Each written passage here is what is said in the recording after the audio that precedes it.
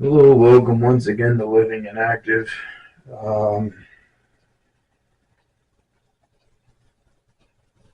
Nope, I'm not doing this yet. I have to go get coffee.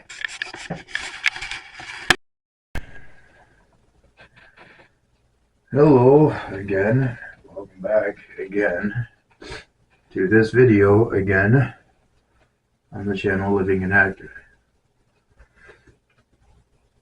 This is not going to be another video on the Analytical Hermeneutics playlist. I actually have one of those in queue. I shot it, I edited it together, but I've had nothing but problems with getting that particular video to do all of the things that I can do almost in my sleep by now. To get it from my camcorder to the tubes of view to you, it's just not doing the thing. I'm starting to think that maybe God does not want me to publish it, but it has to do with progressing through the Scripture Reclamation Project, where I reread. I take myself once again, now that I have figured out a way. I need to do this. Hang on. I'm going to interrupt myself yet again. I need to do this for my wheelchair. I can't do the office chair anymore. Hang on. Alright. We may actually be cooking with peanut oil this time. Let's try this again, shall we? Hang on, let me get myself situated again. I had to, because this is a Rolling Towards Eternity video and not one of the other playlists. I don't have any need to make this any more polished than what is gonna be. Not that I do anything artificially in the other content. Here, I'm gonna let you see me get buckled into my wheelchair. Make sure that I have my foot plate set and get my legs set right on the foot plate.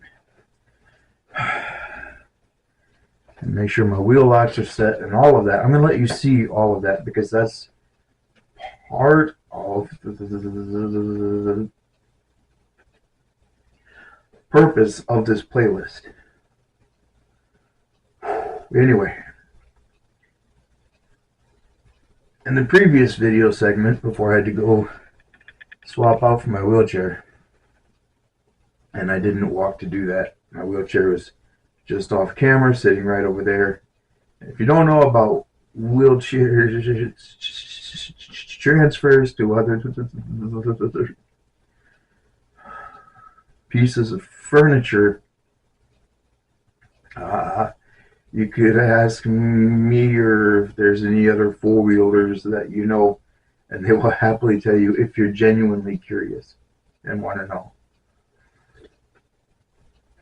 Please don't do that weird thing if you're an able-bodied person and you're asking very detailed questions about very real things that we have to deal with in our daily lives that make up our reality just because you don't understand how it works and you're curious and you have absolutely no intention of using the knowledge that you gain from us to help other disabled people or to store away in case you yourself become disabled at some point, which is entirely possible. But if you don't have a need for the info,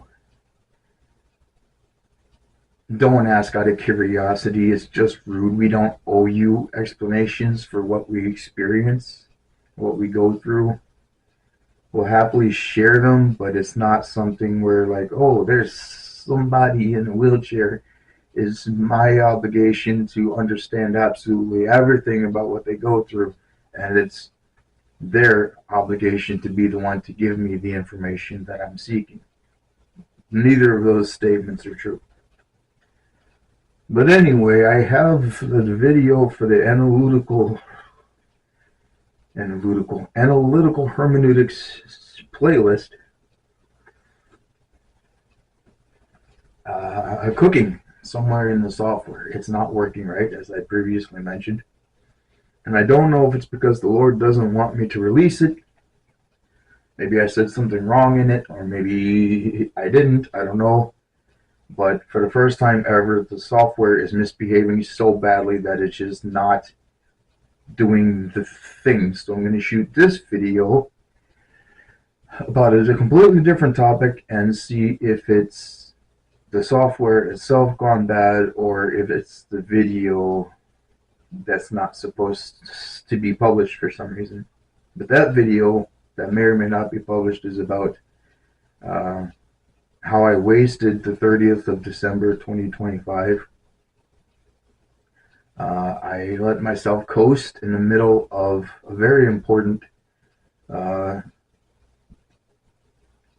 spiritual cleansing, really, to remind myself of the contents of Scripture, far removed from doctrinal and denominational influences, for my own sake, so I can draw near to the Lord and be more assured of what I speak when I talk about the goodness, faithfulness, and truthfulness of God applied to our lives. At the end of that video, why I'm going on so much about it in this video is because at the end of that video, for the last 10 or 15 minutes, you can actually see, as you watch it, the onset of something that leads to this, what you're seeing now. And I briefly mentioned that I was fatiguing, that I was fading, and towards the end I actually mentioned the name of the beast that was beset upon my back, and that would be Autonomic Dysreflexia, or AD for short, which is the reason for the title of the video.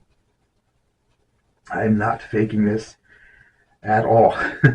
Those of you who have seen or been around this channel for a while know that sometimes this stuff gets very bad, very pronounced. This might be shocking to some of the newer subscribers, but I promise you this doesn't hurt, and it's not an unusual or scary thing for me. This is just what happens when I get tired, or there's too much stress on my central nervous system, or whatever. I don't remember when the last time was I slept, truth be told. That's probably playing a big part in it. But the reason why yesterday, this is now New Year's Eve, the last and final day of December 2025 and of 2025 itself, is because I explain it in that video, and if I can't get that video to work, I'll have to do something else and explain why December 30th was all jacked up and why I needed to correct it. But for this video, when many of us who have spinal cord injuries, especially quadriplegics, whether incomplete or complete, especially those of us that have multiple levels of injury, either first get injured in the case of like car accidents or falls or things like that, where it's a sudden break and then it's a vast and sudden and profound loss of function, and then a little bit of recovery, regaining something slowly over time into something more sustainable as the swelling and the healing processes of the body kick into gear, or it's something like mine, where I start off strong and healthy and everything else, and there's a couple things that happen, but it's more of a glide into ever deepening states of dysfunction, disability, disrepair, whatever. And so for me, I've been on this very long and slow downhill decline for just over 23 years now. December 12th, 2002 was the date of my initial core lumbar injury that sparked all of this working its way in both directions up and down my body. Followed very closely by a year in Iraq. But anyway, my decline isn't. I don't have a recovery phase to look forward to where all of a sudden I'm perfectly able-bodied, and then something traumatic happens, and then I lose a bunch, and then through a lot of hard work over months or years, I regain little by little by little. I don't have that. I'm coasting very gently, some might say, into continued decline. So I'm just going to keep losing things. It took a long time for me to lose for my body to lose the ability to support itself for standing or walking without putting my spinal cord in grave danger. And my hands and arms have now accelerated their own journey towards figuring out how bad they're going to be. But the reason why I say this is because there's so many spinal cord injuries are the enigmatic paradoxes of the human body when it comes to both loss of function and hypersensitivity to other things that able-bodied people just don't experience. I used to, because and since there are so many different ways that spinal cord injuries can play out for everybody that has one, and because there are so many other ways that people can end up being paraplegic and quadriplegic through disease or deformation, birth defect, whatever you want to say. There's all kinds of reasons why these things can happen, and so they don't present in everybody the same. For myself, because the decline has been so gradual, by the time I got used to admitting basically that I was a paraplegic, it was being discovered by my medical team that I was actually quadriplegic. I just hadn't. Everyone was so worried about what was going on with my lower body that no one was paying attention to T9 and above, and it was a mess, as I found out at some point. But I got there was no orientation for me when things started getting real. I didn't have the benefit of the physical therapist and the occupational therapist coming to my hospital bed and saying, okay, now we're going to work on figuring out what you can get back and what you're going to have to work for. I didn't have any of that. I was separated from everything. And if I had to learn anything, it was either find a way to get to the hospital or whatever else, let them do their medical discovery so they could figure out what was going on in the first place. And then by the time they got around to doing all that, something would change and I would be even worse off anyway. So I had no choice but to basically go to YouTube and look for other people with spinal cord injuries, chronic and terminal illnesses, neurodegenerative conditions, and watch how their own personal journeys progressed, and take what was um, what could be applied to me, and and sort of stash away to the stuff that didn't really pertain to me, but if I'm going to interact with other disabled people, might be handy to know. So at first, I had a hard time explaining to people what really is going on with my body.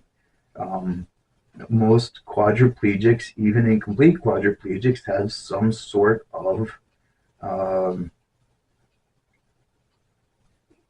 artificially or medically aided bowel or bladder program. I don't. I still have all indoor plumbing. That may be too much information for the casual viewer of this channel, and I'm sorry I didn't warn you.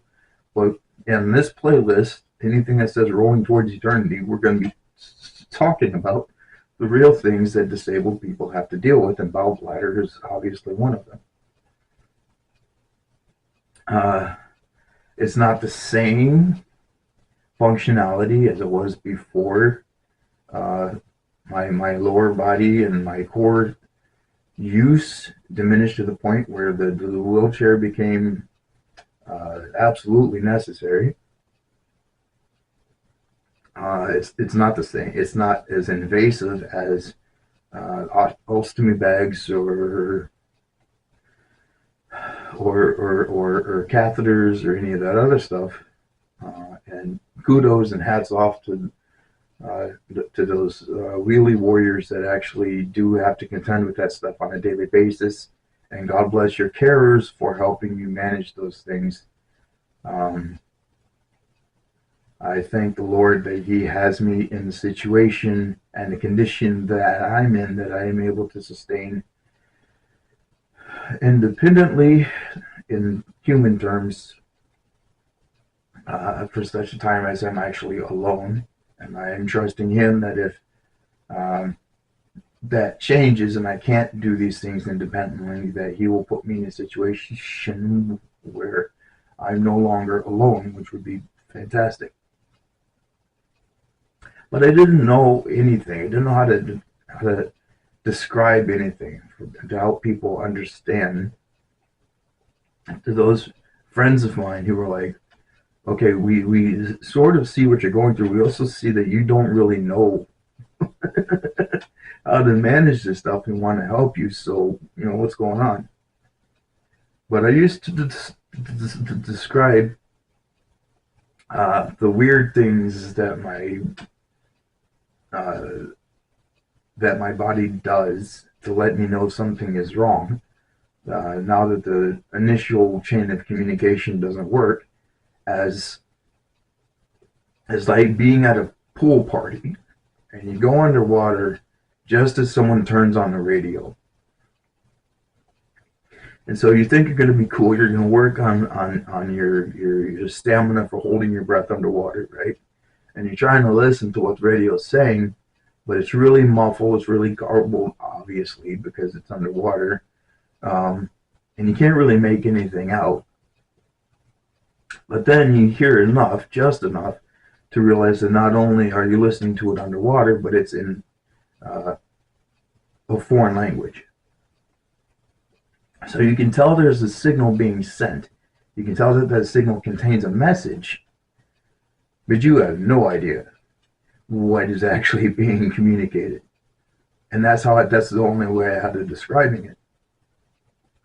Then I learned through just interacting with other disabled content creators' channels and things about this thing called Autonomic Dysreflexia, which is exactly what I was trying to describe. And it is basically the brain's way and the body's way of sort of trying to reconcile the communication issues, uh, and the paths that are no longer functioning well, by basically sending out an all points bulletin to every uh, rapid response system in the body whenever anything happens. So what this does is practically what it does is it gives the body a fight or flight response, uh, uh, an internal stress signal that results in everything from mental confusion to an increase in muscle spasticity to elevated blood pressure and temperature to just like feeling clammy. We don't really sweat all that effectively, but we do kind of get clammy when the AD kicks in to let us know something's going on. There's headaches involved, and for someone that already gets migraines, these are not pleasant at all. And there's just so many weird things that fall outside of what we normally experience with neuropathic pain and muscle spasms and all the other weird and interesting things that our bodies go through as spinal cord injury people, that let us know that something other than status quo is happening. So in most cases, what we do as people with spinal cord injuries, we know that there are a few things that we can check ourselves and directly do, especially when we see the signs that our blood pressure is spiking, blotchy skin, feelings of anxiousness or whatever, things like that.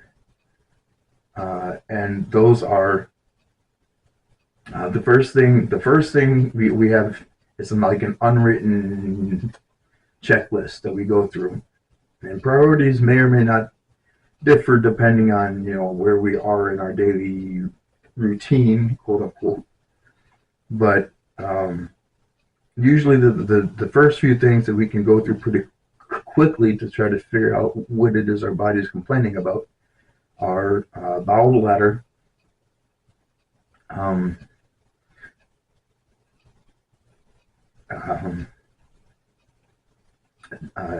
hydration or dehydration, temperature, like body temperature, position, like the positioning, like because I have an impact that goes through well, my highest level of actual spinal cord injury is C6, C7.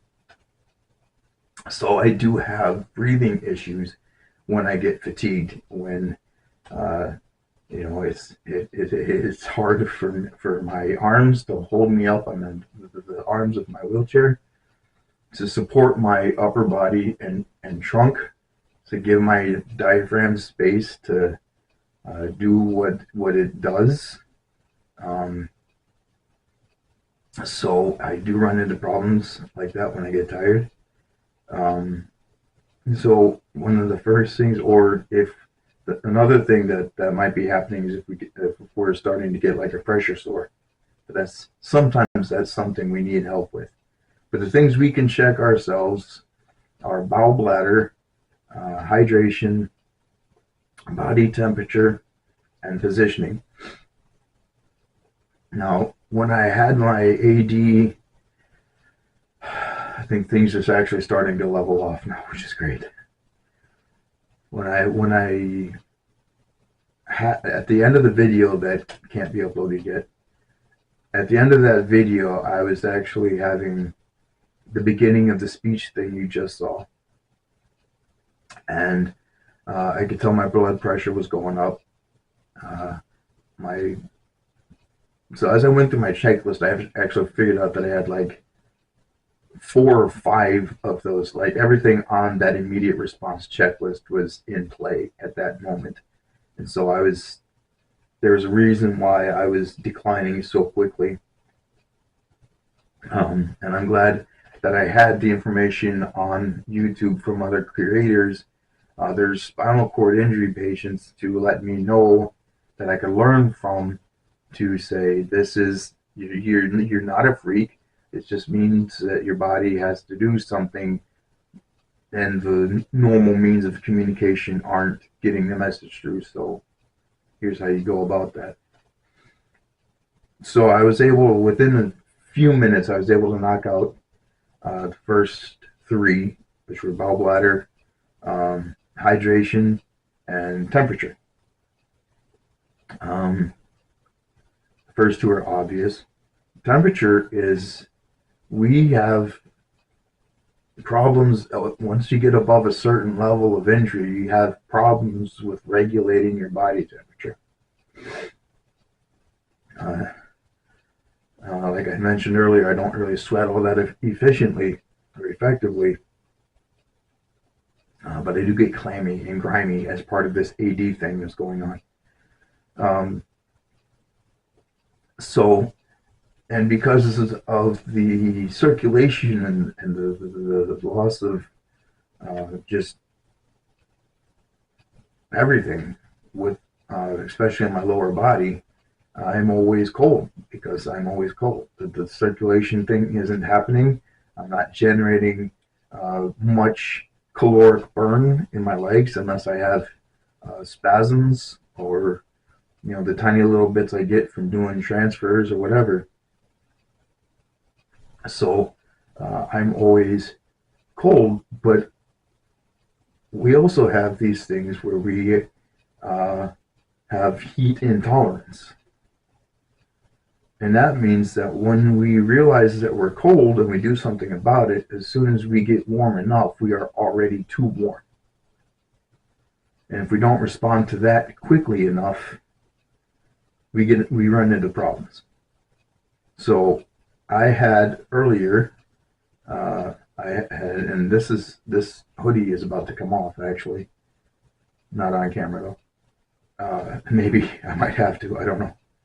But earlier I had my house shoes on, and my beanie, which I don't know where it is, I put it up, and stocking cap, whatever you want to call it, and short sleeves, and some jogging pants. But because I had extra layers on my feet and my head, my body temperature started rising, and I was getting too warm. So one of the first things I did when I got done recording that video was I rolled away, and I took off my house shoes, my slippers, and my beanie. I drank some water, took care of the bathroom stuff or whatever, and then I started leveling off after a bit. And then, because of the weird body temperature regulation thing that we have, once I was no longer too warm, I got cold again. Right now, my legs are telling me through the new encoded languages that is available to my lower body now, that I should probably be under a blanket right now, because it is very cold outside. I don't have the heat on high enough in here to actually make it register and to be heating the place up. But I know it's much warmer in my apartment than it is in my hallway, and the hallway is much warmer than it is outside. But if I turn the heat on enough to actually make it activate, then it's going to be instantaneously way too hot for me. But I have the classic the classic lower body response to hey, we're not getting what we need, which is why I'm down here. Sort of leaned over. I'm leaned over on my left side now, so I can use kind of like the palm of my right hand, and kind of as if like I'm trying to warm somebody up that's been outside too long and is hypothermic. I'm just trying to hit the nerves and the muscle groups and the circulation or whatever around my knees and just below them to try to get any kind of jump start going. What I'll probably end up having to do is go get in the recliner or my bed or something and go trigger a bunch of leg spasms, which is something we get pretty good at because they come in handy. Just to get the muscle activity and the circulation going to my lower body to sort of prevent my feet from taking any more damage, which is a huge concern. Once you start losing extremities like feet or whatever due to necrosis from circulation issues or whatever, what have you, then things get progressively more dicey from then on. But for those of you who actually have someone that is disabled or whatever, that might be wondering what is going on with their body or whatever else, or they might be tempted to take medications. Here's the big get from this video. I am not, I have to say this, and I hate the fact that I have to say this, I am not a doctor. My education does not go that far, and even if it did, that's not my field of specialty. For me, myself, I have chosen not to engage in any sort of pharmaceutical program to artificially regulate my blood pressure or for pain management or my sleep cycle or anything, because I use all of these stressors and the weird alternate responses that my body gives to them to sort of guide me through what's going on with my body in any given point in time. And if I lose it, AD is not, it's no joke. It's not pleasant to go through. It's not necessarily painful, but it's no treat, that's for sure. But it is also the quadriplegic's best friend, especially when it comes to trying to live with some sort of autonomy, or oddly enough, autonomic dysreflexia helps us live with autonomy or figure. But it's necessary. I mean, it's a great help to us. It's like that really strong but really annoying cousin that always hangs out with you. They always get into trouble or whatever, but when trouble comes that you can't deal with, promise you cousin's got your back. That's kind of our relationship with this thing called AD. So in case I don't get the other video up, or whatever's going on there, I don't know what I'm going to do if this video doesn't get up. I might have to actually record this on my backup smartphone if I can't get my video editing program to work or software to work. But I hope this take actually records, because I don't want to have to say all this stuff again. But if something happens to this video and I can't upload it, I will make a post where I actually direct people coming to the post to different channels on YouTube or other resources specifically for AD and the things that spinal cord injury survivors end up actually going through in general, whether paraplegic or quadriplegic, and hopefully it will be helpful for someone, for something.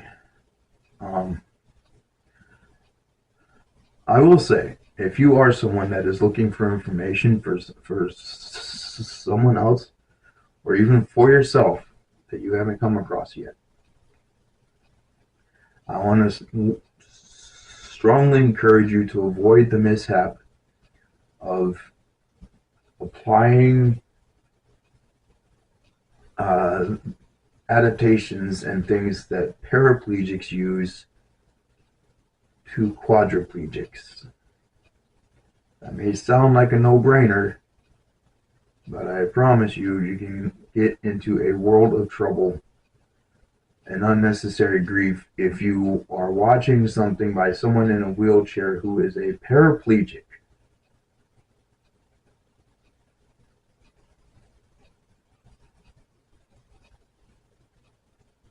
Trying to be helpful and bring back information or learn for yourself information as a quadriplegic.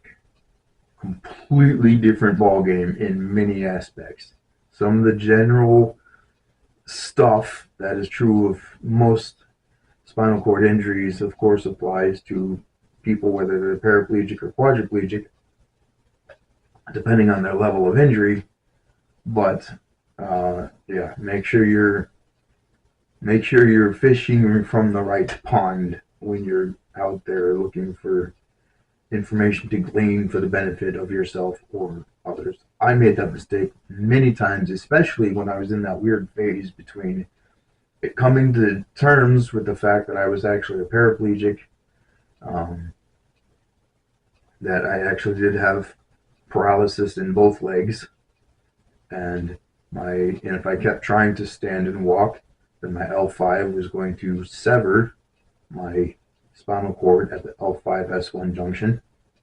And I was just getting used to all of that and getting settled into full-time life in a wheelchair when I pushed them to continue the medical discovery, the imaging and everything else, and actually discovered that I have so much more damage to my spinal column and spinal cord than just down there in my low back. Coming up all the way up, the highest level of the highest injury I have that doesn't affect the spinal cord itself is C3. So that's like up here.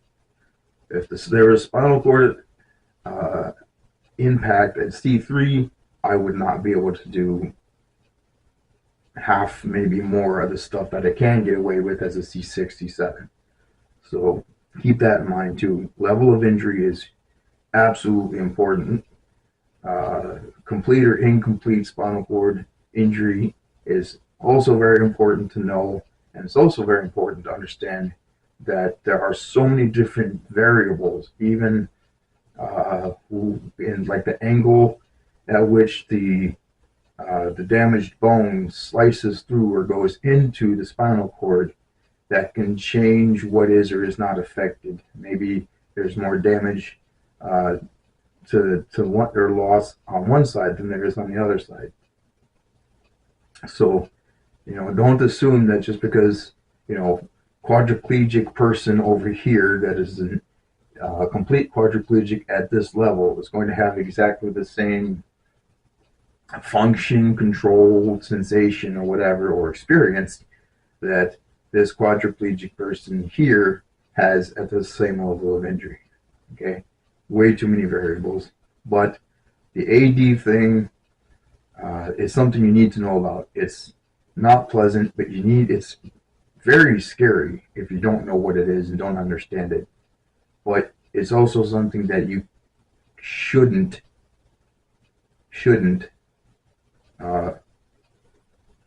be so afraid of that you try to make it go away, because the helpful benefits to just your daily life that are provided by it, I can't even begin to explain if I wanted to.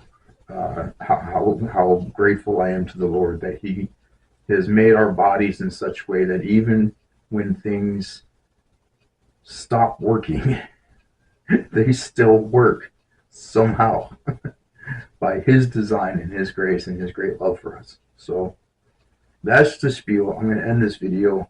It's probably pretty long, longer than I intended anyway. And there's 3 parts to stitch together, so this should be interesting. But anyway, yeah, Hebrews 11:6. Without faith, it is impossible to please God. Those who come to God must believe that He is, and that He is a rewarder of those who diligently seek Him. In your injury, in your illness, in your pain, in your weariness, in your isolation, in your depression, in your addiction, anxiety, whatever it is, seek Him. Doesn't matter if you understand everything. Seek Him. He rewards those who do. And when you have nothing else, the promise of reward from the one who made you has got to be enough to keep you going. Until next time, if there is a next time, and there might not be, God be with you. Now, I signed off too early. See, this is why this playlist is so important. Now you get to see me undo everything, because normally I just turn off the video from the office chair. Since I'm not in the office chair, I can't do that. The reason I shoot and record mainly in the office chair is because I can just lean over far enough, support myself up in arms and the desk and all this furniture that's in front of the camera to be able to reach far enough to actually turn the camera off. But here in the wheelchair, I've got to actually undo my seatbelt, slide forward without losing my balance, which is sometimes fairly hard to do, and without sending the wheelchair out from under me, and then reach over without without looking out too much, find the button without assaulting the camera too much, and then push it like I'm going to do right now.